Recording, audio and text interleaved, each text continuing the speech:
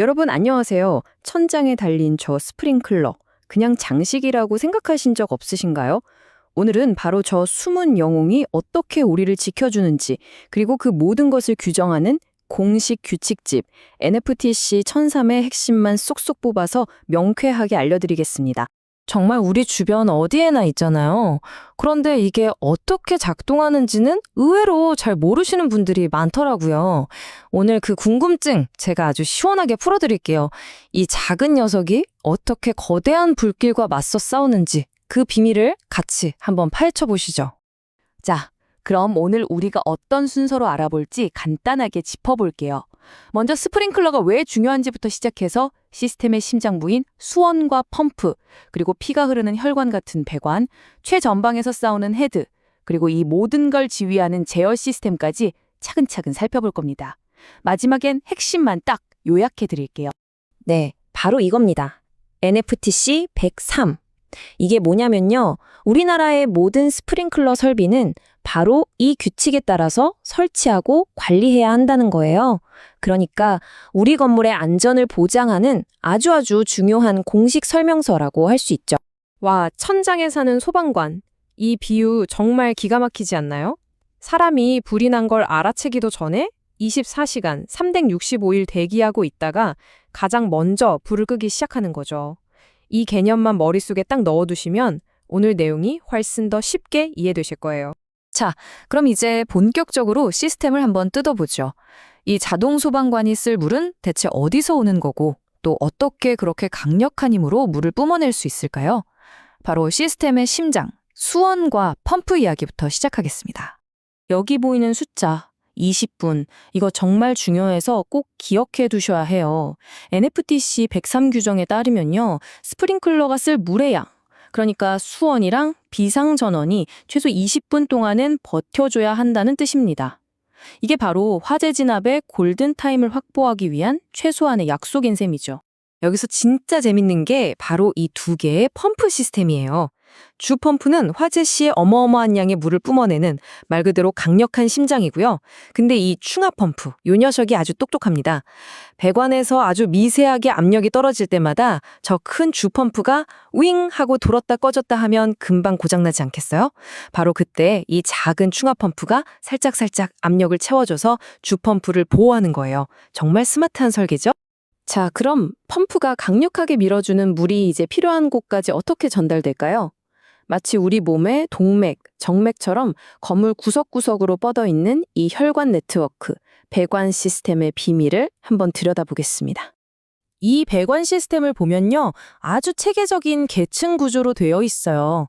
펌프에서 나온 물이 고속도로 같은 주배관을 쌩쌩 달리다가 국도격인 교차배관으로 나뉘고요. 그리고 마지막으로 스프링클러 헤드가 달려있는 골목길, 가지배관으로 들어가는 거죠. 여기서 또 하나, 가지배관 안쪽에는 헤드를 최대 8개까지만 설치하게 되어 있어요. 왜냐하면 모든 헤드에 골고루 균일한 압력으로 물을 보내주기 위해서입니다. 근데 이런 생각 안 해보셨어요? 스프링클러 배관 안에는 항상 물이 가득 차 있을까? 영화 보면 헤드 하나 터졌는데 막 온 건물이 물바다가 되잖아요. 과연 현실도 그럴까요? 이 질문에 대한 답을 찾다 보면 아주 중요한 시스템의 종류를 알게 됩니다. 네, 바로 이럽니다. 습식과 건식. 이게 핵심적인 차이를 보여주는데요. 우리가 보통 보는 대부분의 건물에 있는 건 습식이에요. 배관에 항상 물이 꽉 차 있어서 헤드가 터지면 바로 물이 쏟아져 나오죠. 반응 속도가 엄청 빨라요. 반면에 건식은 이름 그대로 배관이 말라 있어요. 겨울에 꽁꽁 얼 수 있는 지하주차장 같은 곳에 쓰이죠. 평소엔 배관에 압축 공기를 채워놨다가 헤드가 열에 의해 터지면서 공기가 슉 빠져나가면 그 압력 차이로 밸브가 열리면서 비로소 물이 들어가는 방식이에요. 조금 더 복잡하죠? 자, 이제 드디어 우리 눈에 가장 익숙한 부분, 바로 스프링클러 헤드 자체에 대해 이야기해 볼 시간입니다. 이 작은 최전방 소방관을 법규에서는 어떻게 정확한 위치에 딱 배치해서 제 역할을 다하게 하는지 한번 살펴보겠습니다. 여기서 핵심은 이거예요. 영화에서처럼 스프링클러 하나 터졌다고 모든 헤드가 다 터지는 게 절대 아니라는 거. 이건 정말 흔한 오해거든요. 대부분의 시스템에 쓰이는 이 폐쇄형 헤드는요, 진짜 불이 난 곳의 열기를 직접 감지한 그 헤드만 딱 터져서 물을 뿌려요. 그러니까 화재 지점에 물을 집중적으로 뿌리고 엉뚱한 곳이 물에 잠기는 피해를 최소화할 수 있는 거죠. 그리고 이 시스템 설계는요, 장소의 위험도에 따라 완전히 달라집니다. 이 표를 보시면 간단하게 이해가 되실 텐데요. 기준 개수라는 게 있어요. 이게 뭐냐면 화재가 났을 때 최소한 이 정도 개수의 헤드가 동시에 터질 걸 대비해야 한다는 기준이에요. 아파트는 10개, 일반 공장은 20개, 그리고 불붙기 쉬운 물건이 많은 고위험 창고는 30개. 즉, 더 위험한 곳일수록 더 많은 물을 한 번에 쏟아부을 수 있도록 설계한다는 뜻입니다. 법규를 보면요, 이 헤드를 어디에 설치해야 하는지 정말 꼼꼼하게 정해놨어요. 예를 들어 천장에서 너무 멀리 떨어져 있으면 불이 한참 커진 뒤에야 감지할 거고, 주변에 막 뭐가 가리고 있으면 물이 제대로 뿌려지지 않겠죠. 그래서 천장에서 30cm 이내, 주변 60cm는 깨끗하게 비워둘 것 같은 규칙을 둬서 헤드가 자기 성능을 100% 발휘할 수 있도록 보장하는 겁니다. 자, 그럼 이제 이 전체 시스템의 두뇌와 감각기관은 어떻게 작동하는지 알아볼까요?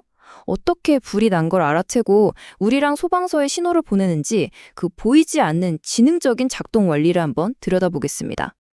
네, 유수 검지 장치. 이름이 좀 어렵죠? 근데 풀어보면 간단해요. 흐를 유, 물수. 말 그대로 물의 흐름을 감지하는 장치입니다. 헤드가 터져서 배관 속 물이 움직이기 시작하면 이 장치가 물이 흐르네? 이거 불났구나 하고 바로 알아채는 거죠. 그리고 즉시 사이렌을 울리고 제어반에 신호를 보내서 시스템이 작동하고 있다는 걸 모두에게 알려주는 아주 중요한 센서입니다. 근데 준비작동식이라는 더 복잡한 시스템도 있어요. 이건 물이 새면 정말 큰일 나는 곳, 예를 들면 서버실이나 아주 비싼 장비가 있는 곳에 쓰입니다. 이건 이중 안전장치가 있는 셈인데요.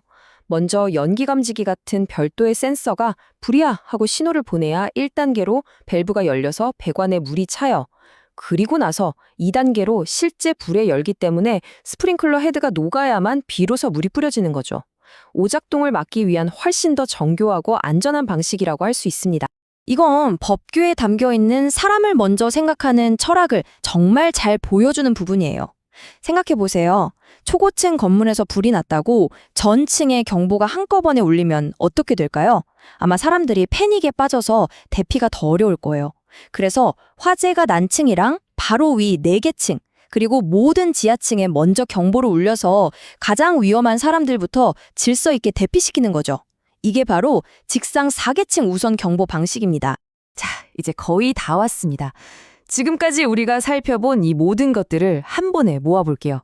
이 복잡해 보이는 NFTC 103이라는 규정이 결국 우리에게 뭘 의미하는지 그 핵심을 딱 짚어드리겠습니다. 결국 이 모든 복잡한 규정은 딱 이 4가지 기둥으로 요약할 수 있습니다. 첫째, 최소 20분을 버틸 수 있는 충분한 물. 둘째, 언제든 물을 쏠 준비가 된 안정적인 압력.